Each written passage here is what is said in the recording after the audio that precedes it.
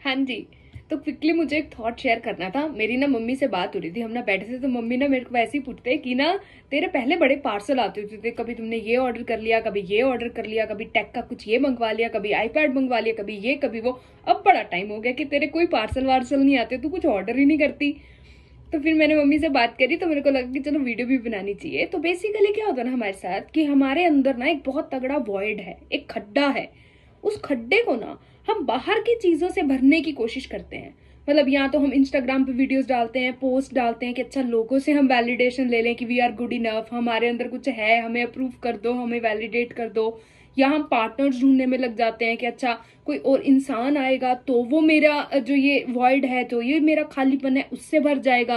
या बाहर की चीजों से, या कुछ भी चीज है ना, या हम वेल्थ क्रिएट करने लग जाते हैं कि मिलियनर बिलियनर या बहुत ज्यादा सोशल स्टेटस होगा तो ये जो खड्डा है ये भर जाएगा।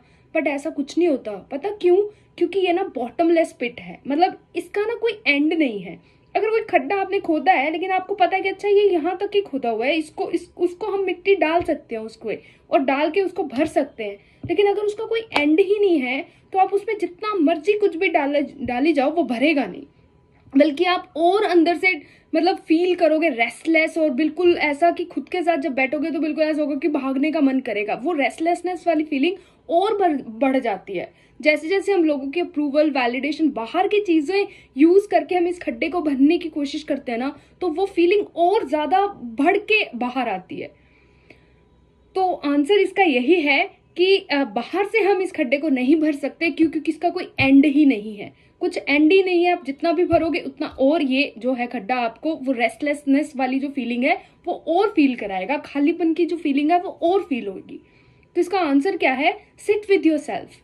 मतलब अगर आपको रेस्टलेस फील हो भी रहा है ना, वो फीलिंग को जरा देखो एक बार से खुद के साथ बैठ के। सॉलिट्यूड को हम ना बिल्कुल ऐसे समझते हैं कि नहीं, खुद के साथ नहीं हम बैठ सकते, बड़ा बोरिंग है। हमें ना खुद की कंपनी बड़ी बोरिंग लगती है। औरों की कंपनी हम बिल्कुल एंजॉय करते हैं, लेकिन खुद की जो हमारी कंपनी होती है उसमें हम बोर हो जाते हैं।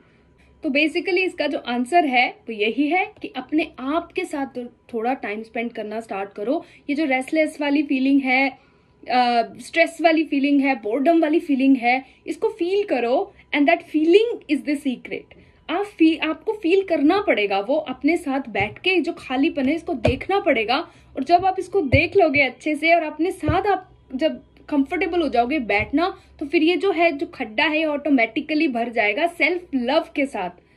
Self love is the answer इस खड्डे को भरने का। बाहर से अगर आप कोई भी चीजें, वैलिडेशन, बाहर के प्यार से, वैलिडेशन, अप्रूवल से आप इसको भरने की कोशिश करोगे, तो वो आंसर नहीं है। वहां पे आप जितना मर्जी भी कोशिश कर लोगे, आंसर बिल्कुल वहां से कुछ भी नहीं होने वाला है।